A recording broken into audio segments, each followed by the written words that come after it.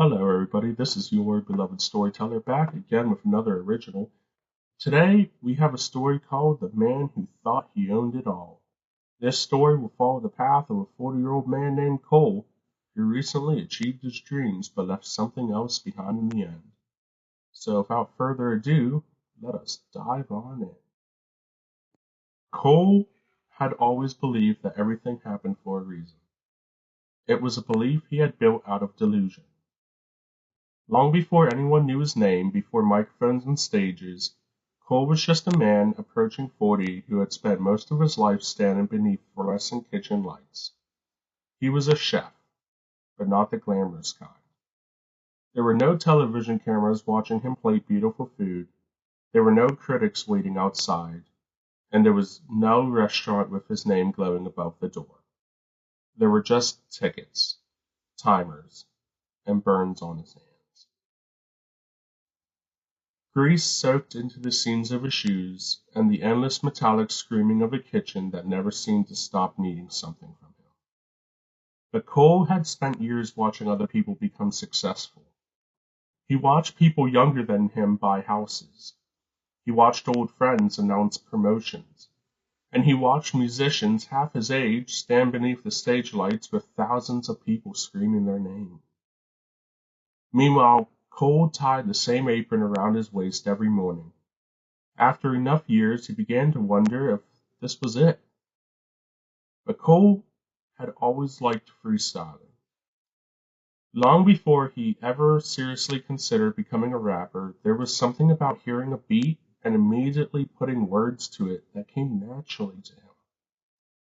And one night, when Cole was at a party, someone put on a beat, and long before anyone knew, everybody started freestyling. One person went, then another, and Cole listened, and he listened carefully. And he thought they were garbage, but he didn't exactly hide that opinion either. Eventually, someone had enough. They said, "You think you can do better?" Cole said, "Yes, I do." So they told him to prove it. The beat started again, and Cole started. There was no paper in front of him, there was no lyrics he'd spent the previous night memorizing, and there was no carefully rehearsed performance either. The words just came naturally.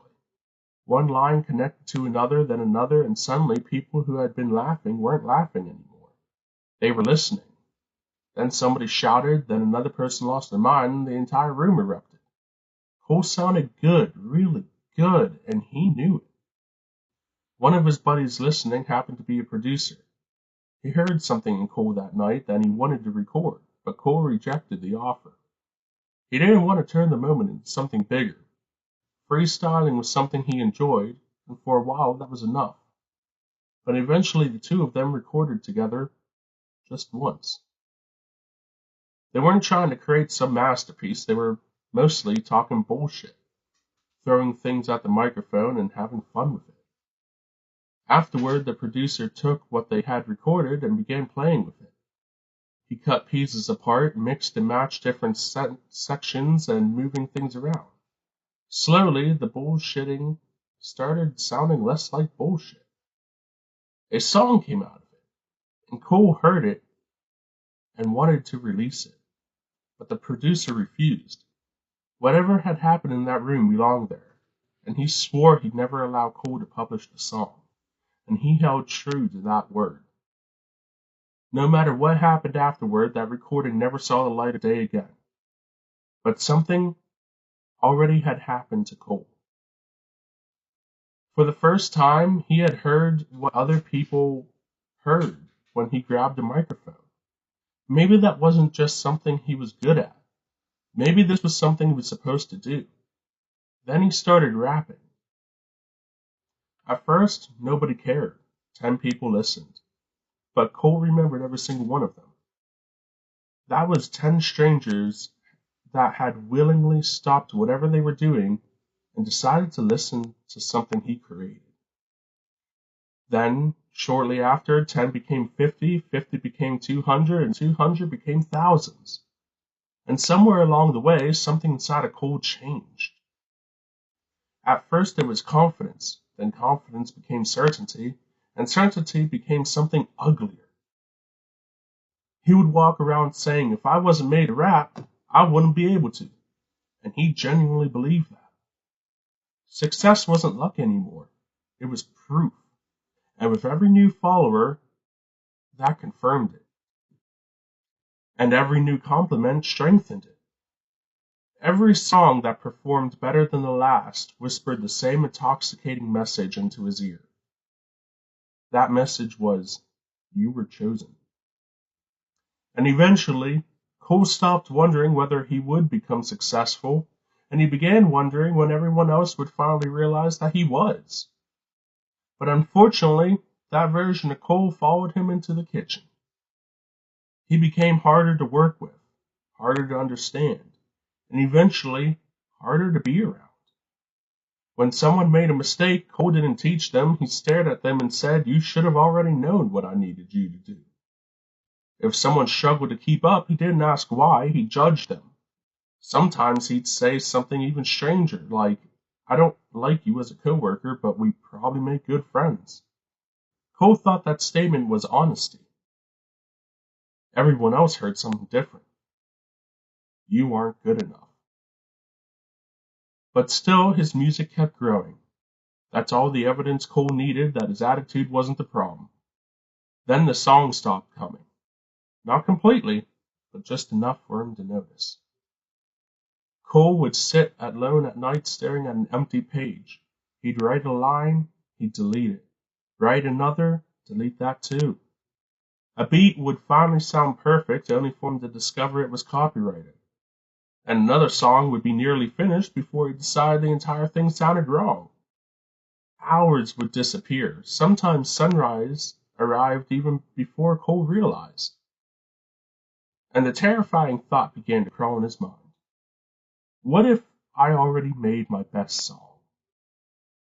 But he couldn't tolerate that thought, so he buried it. But unfortunately, buried things don't disappear. They rot. And Cole carried that rot into work. A pan slipped from someone's hand, and Cole slammed an oven door hard enough to shake the racks inside. Someone forgot something on a prep list, and the refrigerator door was kicked shut. A ticket came in incorrectly, a metal tray went sailing across the counter. Once, after something went wrong during service, Cole grabbed a pot and hurled it into the dish pit. The crash silenced the kitchen. Nobody moved. Cole stood there breathing heavily for him. For him, the anger disappeared almost immediately. That was the worst part. Everyone felt worse. Even though the anger disappeared for him and he felt better, everyone didn't like him anymore. It got to the point where they learned to listen to his footsteps. They learned the difference between Cole walking normally and Cole walking angrily. They learned when not to speak, and they learned which questions could wait. Someone dropping a spoon shouldn't have made their stomach tighten, but it did. Someone making a small mistake shouldn't have made them glance toward Cole, but it did. The kitchen slowly stopped feeling like a workplace, and it felt more like a room containing a bomb whose timer nobody could see. But Cole never noticed. In his mind, he wasn't frightening anyone. He was stressed, he was passionate, and he cared more than anybody else. That was what he told himself.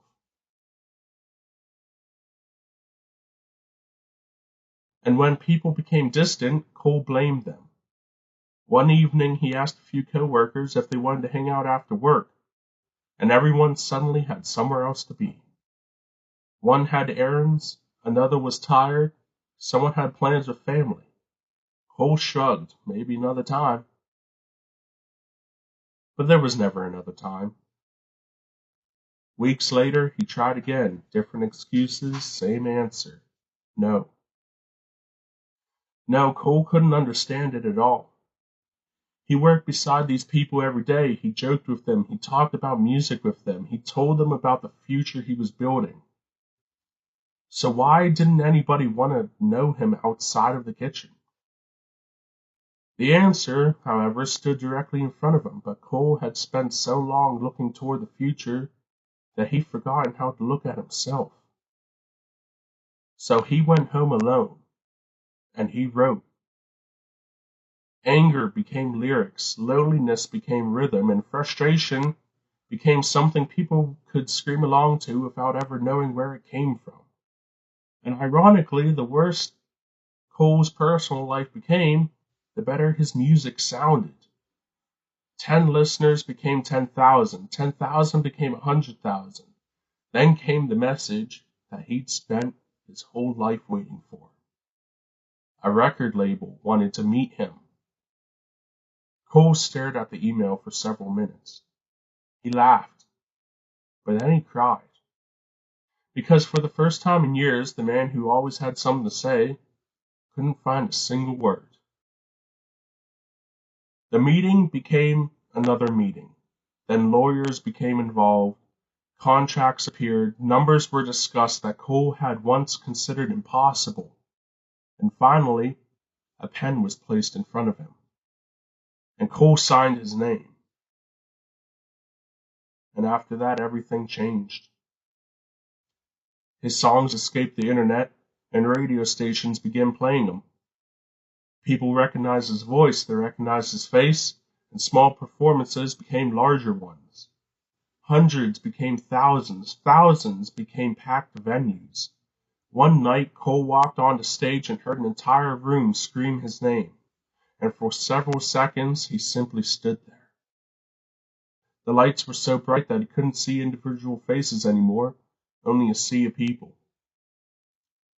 The same man who once stood alone in the kitchen, wondering if his life had already reached its ceiling, now stood beneath lights he dreamed about for decades. Cole raised the microphone, the crowd became louder. He smiled, because he had done it. He had crawled through failure, rejection, exhaustion, anger, loneliness, and somehow emerged from the other side, like something reborn from its own ashes. A phoenix. Eventually, Cole stopped working in kitchens. His apron disappeared into a closet, his chef knife scattered dust, and the burns on his hands even faded. Years later, someone asked him during an interview what kept him going before the fame, and Cole smiled. I always believe everything happened for a reason. The audience applauded. It sounded profound, inspirational even, and maybe part of that was true. Cole had achieved everything he once believed was impossible. The money, the recognition, the music, a career, people screaming his name. He had finally become the man he always wanted to. But sometimes after a show, Cole returned to a hotel room alone. The screaming disappeared when the door closed. No stage lights, no crowd, no applause, only silence. And occasionally he thought about the people he worked with in the kitchen. He wondered where they were, why none of them had ever called. Why people who spent hundreds of hours beside him disappeared the moment they no longer had to be around him. Cole never found that answer, though, because success had taught him how to survive. It had taught him how to turn pain into music, and it taught him how to stand before thousands of strangers without fear. But it had never taught him how to admit when he was wrong. And fame didn't stop there. Cole continued climbing. The venues became bigger, the money became ridiculous, and there were nights when thousands of people screamed lyrics that had once existed only in his head. Cole had spent his whole life wanting proof that he mattered. Now he had more than proof. He knew He had succeeded. But with success comes an appetite. Every achievement eventually became normal. The first million streams had felt impossible, the next million felt expected. A packed venue once made him cry. But now, even one empty seat made him angry. Cole began watching numbers obsessively. Streams, sales, followers, charts, every number had to go up.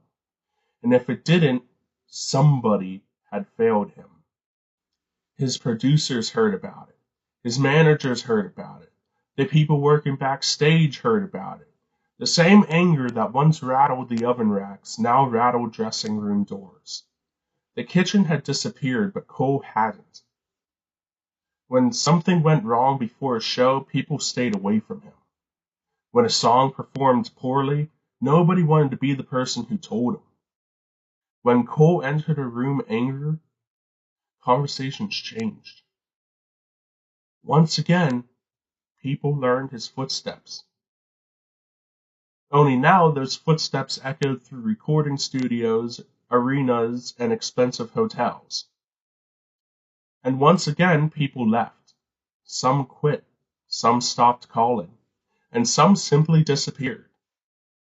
Cole told himself that success did that people became jealous, that people became fake, and people couldn't handle watching somebody else win. It was easier to believe that than to remember the kitchen. Years passed, then the thing Cole had spent his entire career outrunning finally caught up to him. The numbers slowed. Not disappeared, but slowed. His music still had millions of listeners, his show still sold tickets, and people still recognized him. But there were younger artists now. New voices, new sounds, new people standing beneath stage lights, believing exactly what Cole once believed, that you were chosen. Cole couldn't stand it. He pushed harder, recorded longer, slept less. Nothing was ever good enough. Every song had to prove he still belonged there. Every performance had to prove he wasn't finished. And somehow the man who had once made music because words naturally poured out of him had reached a point where every word felt like work. Then came one final show. Thousands of people packed the venue. Cole walked onto stage, they screamed, and for the next 2 hours he gave them everything. They sang his lyrics back to him. They raised their phones, they shouted his name, and for 2 hours Cole owned the world again. When the final song ended, Cole stood beneath the lights. The crowd roared. Cole looked out at them. Thousands of people, thousands of strangers who loved him. He smiled. Then he walked backstage. The screaming became muffled, and he left the venue. A car took him back to his hotel room. Cole rode the elevator alone. The doors opened, and he walked down the hallway. He unlocked his room and he stepped inside. The door clicked shut behind him. Silence, once again.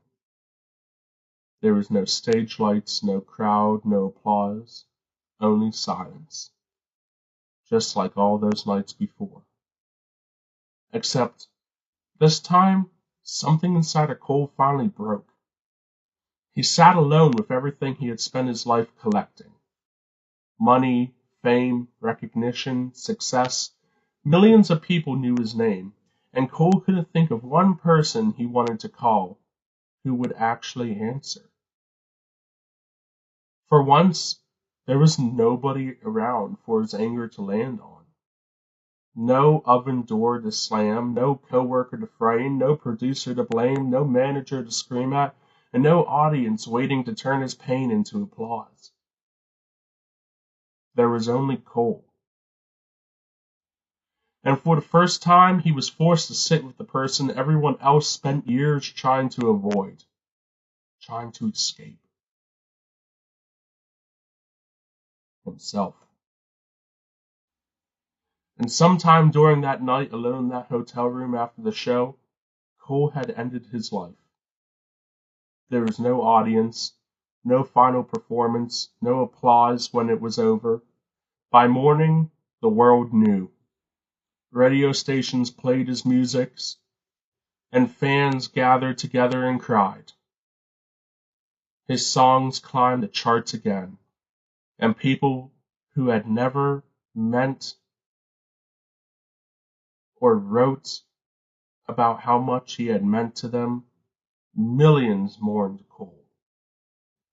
And somewhere far away, there were people standing beneath fluorescent kitchen lights who still remembered him differently. They remembered the slammed doors, the throwing pans, the footsteps, and the fear. They remembered the man who desperately wanted people to love him, but never could understand why people closest to him